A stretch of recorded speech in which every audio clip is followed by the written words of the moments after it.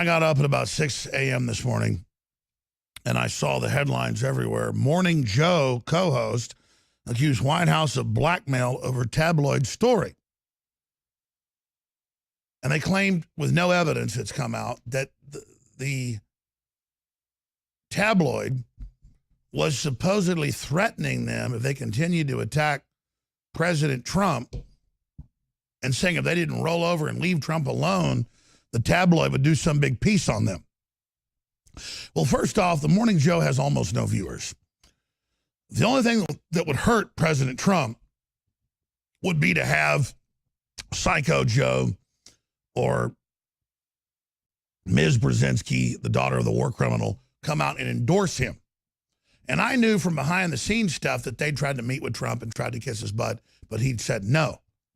So when I saw his tweets last night and then again this morning, I was aware of the backstory. But this is one of the top stories of the nation. They've moved on from Russia, because that's been discredited. That's being wound down. As it turns out, the Clintons and the Obamas were the ones actually doing what they accused Trump of, something Roger Stone said a year ago, to saying he's mentally ill, he's a pig, he's ugly, he's a dog, he's insane. Something Roger Stone said over a month and a half ago here in Austin was his intel. So I started calling Roger at like 6:30 this morning. He was in Europe speaking to world leaders.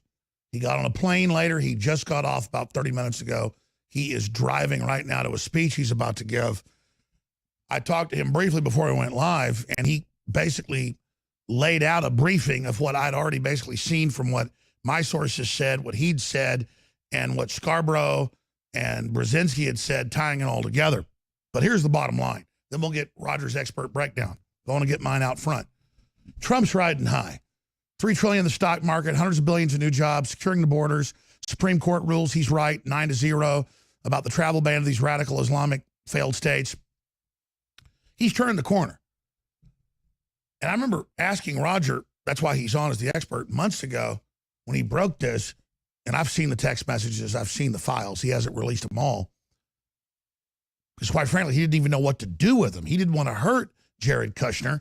I'm not an enemy of Jared. I'm not an enemy of Donald Trump's beautiful, smart daughter, Ivanka.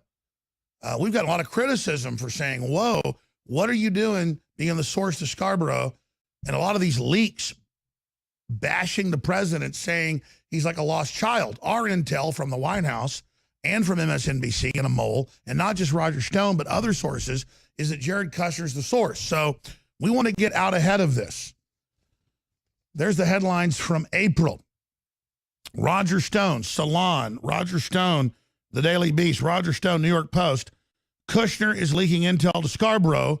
The president's friend alleged on INFOWARS that there is no question Kushner was texting negative information about the White House officials. Well, now Scarborough comes out last night and this morning and says, we have the text messages, we have the phone records, highest level in the White House, threatening us.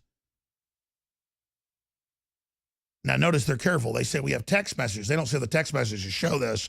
We have text messages talking to the highest levels of the White House saying back off or we'll release this Inquirer story. Now, that's influence peddling. The president doesn't need Scarborough. Scarborough is like an old shoe. Mika Brzezinski, a joke. He's riding high, but I've worried about his surrogates, his associates who don't understand the deep water they're in, the deep game they're in, and that's how they'll burn Trump, just like with Nixon. So here's the headline. Morning Joe co-host accuses White House of blackmail over tabloid story, and they lay this out and say, oh, we're victims, after they said he was a dictator and had guests on it that said kill him. He just says, yeah, you come want to meet with me, you know, you're bleeding from surgery, you're a joke. He's saying you're a fake, you have low IQ, Psycho Joe, alluding to, you know, the dead intern found in his office. This is a compromised guy, whether something happened or not. So I barely talked to Roger 60 seconds when he got off the plane. He just got in his car. He's joining us via phone, so don't wreck Roger. You've heard me lay this out, but this is big because the media is acting like this is their new plan of attack. And I remember you, April, May, June, July, gosh, 3-4 months ago. I mean, let me see, April 20th versus June 30th. We're talking 4 months later.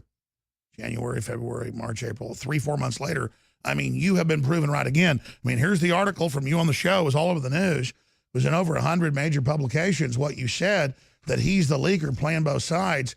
I want to believe in Jared. I'm not Jared's enemy.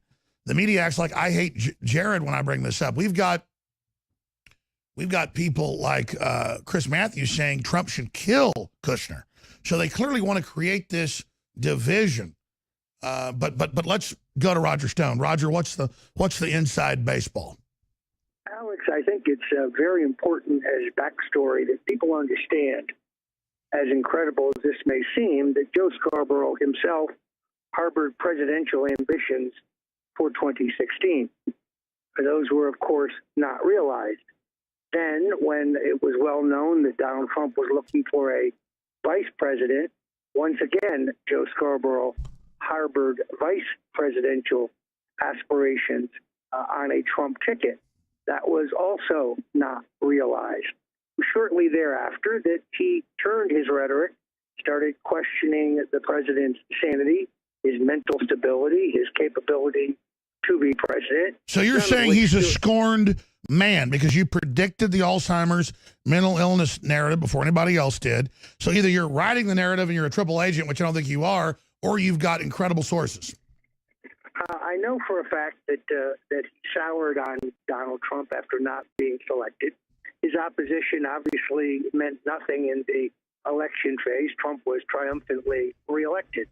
I also reported on INFOWARS that his contact at the highest level of the White House was Jared Kushner, that he and Kushner were text buddies, and that Kushner was on occasion using the channel to plant negative information on his internal rival, Steve Bannon. So there was a power struggle through the Democrat Kushner. No, let's back up. When you visited, if it's okay, if I could talk about this, I mean, I trust you, but you shared some of this with me. I mean, you have the proof of this, but you've been kind of sitting on it for 3 months, not knowing what to do because we don't want to hurt Kushner. We kind of wanted to let him know we had all this so he would stop the power play. Is that accurate, Roger? General Flynn, based on the firing of, yes, I think that's accurate. But based on the firing of General Flynn and based on the firing of Mr. Comey, I think that Jared Kushner's star has waned somewhat. And my sources tell me that he was the high-level White House figure who threatened Joe, although that's his characterization of the conversation. I don't want to judge Jared Kushner until I saw his actual communication. No, I agree. Let me stop there again. This makes perfect sense. He hasn't really been in public in a few months since this happened. He's backed off. Trump kind of put him in deep freeze. He's had a few little liaison PR functions, but clearly he's been put in quarantine. Now that Morning Joe and others know he's no longer a source, they're blowing him out the airlock. That's, I think, a very real possibility. In this particular case, I think that Joe may very well be overstating the case. Now, as far as the National Enquirer is concerned, Alex, 6 million people are nothing to sneeze at. And frankly, the National Enquirer has been more accurate on the foibles of Obama and Hillary than many in the mainstream media. There can be no doubt that the president is a good friend of David Pecker, whose multiple publications, the Enquirer, the Globe, and so on, pack an enormous punch with downscale voters who are an important part of. Well, sure. I mean, here's the bottom line, though. Here's the bottom line. Trump isn't worried about Scarborough. The only thing he has to worry about is his link to Kushner through this. Kushner's weakness, and this leaking does it. But the idea that he's like trying to blackmail the failed Morning Joe to leave him alone, or there'll be some story. This sounds like classic leverage with Kushner actually trying to do a good thing, but not knowing he's being recorded and being an amateur. Well, and two other small factors that might be indicative. One, the fact that Jared Kushner has retained Abby Lowell, a very able, Democratic-oriented, but very able criminal defense lawyer with a great deal of experience in high-profile public cases, represented former Senate Majority Leader Joe Bruno in New York, represented former Senator Robert Torricelli in New Jersey, has had a strong track record of getting his clients off, coupled with the fact that I have a source that tells me minutes ago that Jared and Ivanka have been looking at schools for their children in New York City. So what's going to happen here remains to be seen. But the fact that the Jared Kushner Ivanka Trump combine do not seem to be able to insert Dina Powell as the next chief of staff tells me that their influence is on the wane. Well, certainly they would be being thrown under the bus right now if that wasn't the case. So looking at this, clearly the president is hitting his stride, getting into nationalism, getting support. They're trying to block him on a lot of fronts, but I think we've, like you said, turned the corner on Russia. I just wanted to illustrate that you brought up that he was the leaker to Scarborough in April, and now we're probably going to see that shoe drop, or is there some other patsy they might blame? No, I'm pretty sure that this shoe is going to fit exactly where we found it. I think it's important to recognize that this week the president not only won the travel ban fight in the U.S. Supreme Court, but on the narrow question of whether there were tapes of Mr. Comey, the president scored a knockout blow, and he finally pointed out the widespread surveillance going on illegally and unconstitutionally under the Obama administration, the fact that it's entirely possible that the Comey-Trump conversations were taped because, as the president put it, Obama was taping everybody. 20 million people may have been under illegal surveillance. Yeah, that was great mental and verbal jujitsu or judo, both, because he's like, of course everyone's being recorded. I'm saying, well, look out. I'm the president. I have access to the NSA. This is all being recorded. He totally turned that back in their face. I think it was masterful. One of the most masterful I have seen in terms of, as you put it, political jujitsu. By the way, I'm not tooting my horn, but from your sources, I know we talk and get into it. What do folks in the Beltway think about the Megyn Kelly thing? I think most people realize that you put on a brilliant defense and that you did more damage to her than she did to you. 43 million people watched this whole thing go down. And the fact that you recorded it turns out to be brilliant because it shows the malice. It shows the twisting of facts. It shows the out of context. It shows the entire thing as a carefully calculated hit job. And a very high-level White House aide at the highest level told a friend of mine yesterday that Jones' handling of the Megyn Kelly thing was nothing less than masterful. Well, so I just want to say, off to you. Well, thank you. We were fighting a witch, so I'm not that good. I look terrible in the interview, but you're right. Your numbers are right. 40+ million watching online. Only 3-something million actually watch the show. She is a joke. Her ratings are even lower now. They're talking about getting rid of her. I mean, I feel sorry for her. She didn't know being pointed at Trump as a weapon would destroy her. And then they tried to wind her up as a zombie against me. And even she couldn't even beat the warthog. So I feel sorry for her. Well, and the resultant enormous jump in the INFOWARS ratings, which I've heard about, show that you came out on top in this entire matter. Not that it was you. It was really about the mainstream media's attempt to smear you. Exactly. They could have run a dead dog against her and she would have lost. So I don't just have to be humble. I mean, I really didn't do the best job. It's just that shows how pathetic they are. Roger, I know you're driving. You've got to go give a speech soon. StoneColdTruth.com. This is just a big deal, though, that they attack the president. They say he's a dictator. They call him all sorts of names. And then he just says, oh, you begged to meet with me. I won't meet with you. And the media acts like it's the end of the world. It shows how pathetic they are. How does the new Project Veritas weigh in all this? I mean, every week it's new death blows to MSM. I understand they're the undead media. They just keep marching forward with big banker money. But there's got to be some end to this. And I think CNN's now floating the idea that Trump's going to get them killed. Trump's calling for violence, even though they are. I'm worried about CNN or an affiliate staging a false flag to make themselves the victims because I see the preconditioning going on right now.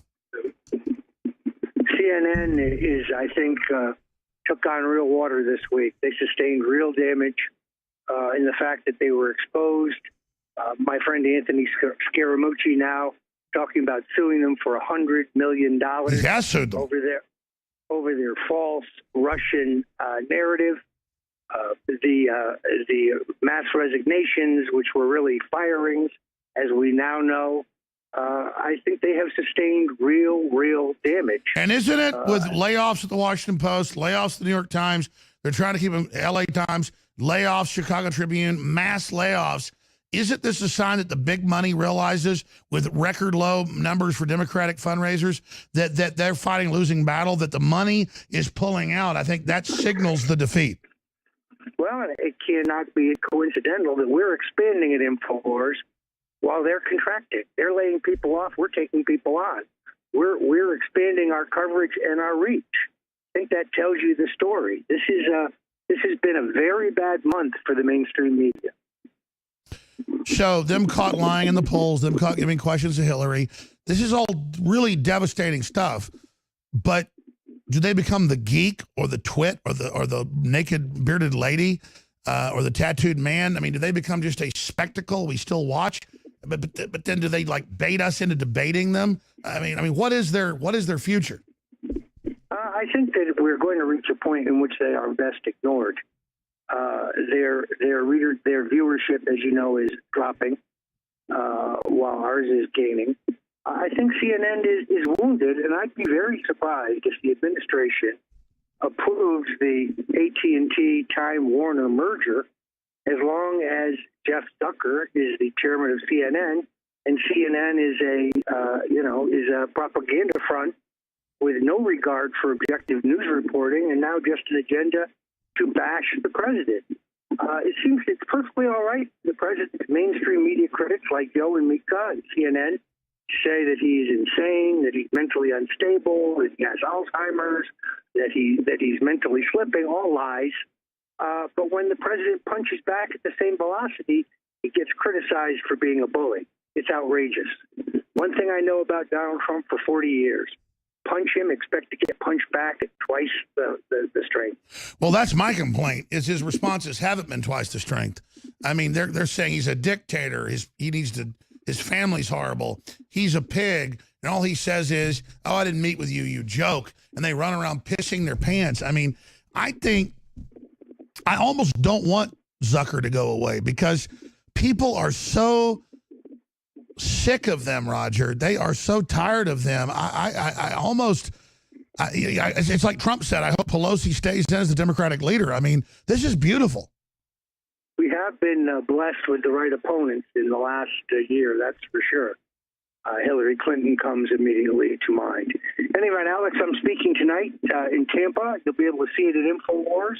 We're going to put it up. I'm talking about Joe, Mika, CNN, and Donald Trump's war on the mainstream media. All right, I know you're driving. What time is that speech? 7 o'clock Eastern. All right, I know you've got to go soon. I've been asking the questions. Give us 5 minutes. Other little tidbits, what happened in Eastern Europe, your anti-Soros investigation. You met with world leaders. Tell us what happened. I must tell you, even in the Istanbul airport on the way back, InfoWars has its many fans. The number of people who recognized me and gave me the thumbs up, the number of people who asked me to give their best wishes to Alex Jones, the number of people who told me that Megyn Kelly was a witch, it was mind-blowing. You're right. Even in all the corners of Europe, there is a real feeling for freedom, for liberty, and there's a real concern about George Soros and his activities, funding terrorism, funding violence, and funding the violent overthrow of a number of Eastern European governments. So it was a very successful trip. There is much to be done. I did learn that the U.S. embassies in both Budapest and in Bucharest are essentially riddled with Obama holdovers, most of whom have some association directly with George Soros. So I'm going to bring this to the attention of the Trump State Department at the earliest possible opportunity. All right, in closing, Roger Stone, you predicted they'd do with the whole mental illness, Alzheimer's angle 2 months ago here in studio. That's coming true. Did you have sources? Did you just understand that? Let's get into that. And what are the other talking points What's the new canard? What's the new hoax? What's the new load of baloney? I think this whole idea that the president's comments are offensive to women is once again a recycle of themes that failed during the campaign. You're right. Radical feminists will not like his comments. They weren't for him to begin with, and they're never going to be. I still think we fall back to this whole fake narrative that the president is somehow unstable. Just because he doesn't, take an attack lying down, because he returns fire, that's Trump. He's exceedingly combative. Yeah, because he's a man, a throwback that actually wants prosperity and doesn't want to be a globalist jerk. Because he fights back, he's a bad guy. That's who we need, a guy that saw the anti-globalist wave, the guy that outsmarted the globalists, the guy that that's who we want. Don't we want that? Okay, you're exactly right. The fact that he stands up for himself, for his administration, for the American people, that he won't back down to the purveyors of fake news. It's been a long time since they've seen a political figure, I won't say a politician, but a political figure who stands up to them. They're used to everybody rolling over when they start. They're used to Mitt Romney apologizing. Donald Trump doesn't apologize for what he believes. That's right, the bullying. Yep. But when he's been wrong, he's come out and changed his view and apologized. But not when it's a bullying fake attack, which takes a real man. Well, let me just say this. Well, your final comment on this. I know you got to go, Roger Stone. Thanks for popping in as you're driving home or driving this next event. We're in a critical time in history, and I've noticed CNN's head, others, they won't put strong men or women in as main anchors now.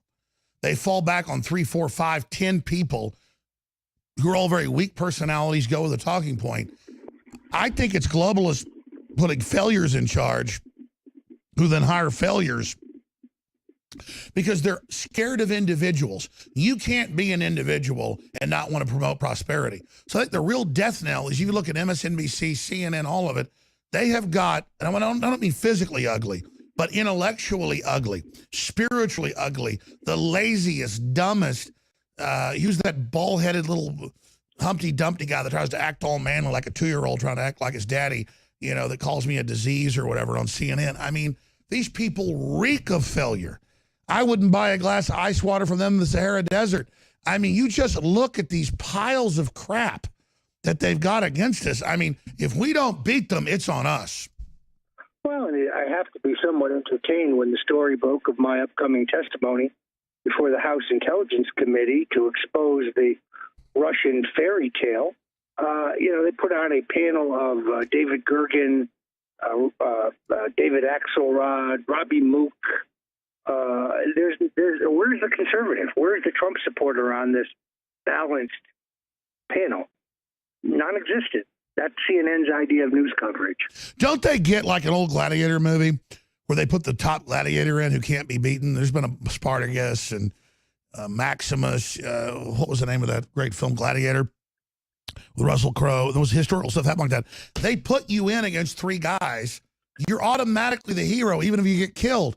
Don't they get the public sees all 3 moderators attacking Trump? Or when we're on a show, all 3 moderators attacking us? Don't they get the public sees rigged BS? Well, you see, I think we believe in the good common sense of the people, and they do not, generally speaking. So, no, I think they're oblivious to how their open bias really hurts their political argument entirely. Because if they put them 1-on-1 and beat us, they can't. They rig everything, and the public sees it. All right, Roger Stone, StoneColdTruth.com. Thanks for the time. We'll talk to you soon, my friend. All right, many thanks, Alex. Thank you. There goes Roger Stone. Oh, I was exhausted. And then he called me right when I was getting in my car about 45 minutes ago. And he said, yeah, you're spot on about this and the Kushner thing. And I'm not bitching. I came in and I said, even though they were taping stuff for the news, part of the news is live, but then they tape interviews and stuff when, guests can't be live. Millie Weaver's got Robert Kiyosaki admitting he ran drugs for the CIA. I mean, it's just amazing stuff coming up. And then we got a bunch of other interviews. That's going to be Owen Schroyer hosting. It's just like, I'm not complaining. I can't stop working. There's just so much going on. And again, I want to explain something. I'm not involved in White House intrigue. I'll leave it at that. because the real world's out here. Ideas, what we cover. I'm not going to waste my time in White House intrigue. I'm not against Jared Kushner. I think Jared thinks he's helping Trump, talking to Joe Scarborough. You don't help the president talking to Joe Scarborough. You don't need Joe Scarborough, Mr. Kushner. And if you understood that, you'd be a Stephen Bannon. I just don't get why people think Hollywood and the big glitz and the big channels. So I'm in a $500,000 studio. And I did it as cheap as I could, but with quality. This studio in New York would be $3 million. This is a little studio. We're building a $600,000 one right out that door. It'd be $5 million in New York. It's just, what does it matter? It's something to present news to you. It doesn't matter the bigger the set we build, then that's why we have credibility. We're simply trying to bring you news and information and be as accurate as we can because we're all in this together. You know, we're rooting for humanity. I don't sit back and go, oh, thank God the public's so dumb. I can go to, you know, scams with the government and screw people. That doesn't feel good in my soul. I just simply sit here and say, I'm not taxpayer funded. I'm not stimulus money funded like MSNBC or NBC. I'm funded by you going InfoWarsStore.com. We're bringing you great supplements, great water filters, great nutraceuticals, great apparel to meet like-minded people and promote a culture of freedom. We got free shipping through the month of July. We've got a lot of our products, supplements, 30% off because I want you to try them and enjoy them. Myco ZX knocks out the fungus and stuff in your gut. It's true cutting-edge probiotic. Nobody else has got it. That's available at InfoWarsStore.com or 888-253-3139. All right. I'm going to go spend a few hours with my children. I want to thank the great crew. The Nightly News is 1 hour and 53 minutes out right now. So please spread the word. If you're watching us on Facebook, on Twitter, on Google, on YouTube, on local TV, whatever, just you having that human word of mouth, that human touch to all this computerized bureaucracy, that is what has you tame the computers. You take control of the bureaucracy. You take control of the AI, not it running you. AI can only predict the future and control mass movements when you're unconscious. We're all about consciousness. The globalists fear your consciousness. I relish your consciousness. In fact, we all talk about spirit, talk about going to a pep rally and feeling the energy, walking into a church and hearing a choir sing the power, the humanity. As humanity awakens, I can feel the energy and strength in myself intensify. And as we go under the enemy's attack, I feel our will weaken, but then struggle back. That's an animating contest. And I want to be on the side where all our ancestors and all the will and force they put behind us doesn't fail, but where we succeed. Because if we fire out into the eons, a trillion years, and become stuff so awesome we can't even imagine it, if we end, if we fail, if we hit a brick wall, everything we did was a failure. That's not some selflessness. That's total selfishness in a good way. I'm a fan of humanity. I'm not a globalist that hates you and your family. I believe in you. So let's come together and let's go to the next level and let's let these pedophiles and tyrants know that they were weak, we were strong, and they failed. That's it for this live transmission. Nightly News tonight, 7 o'clock Central.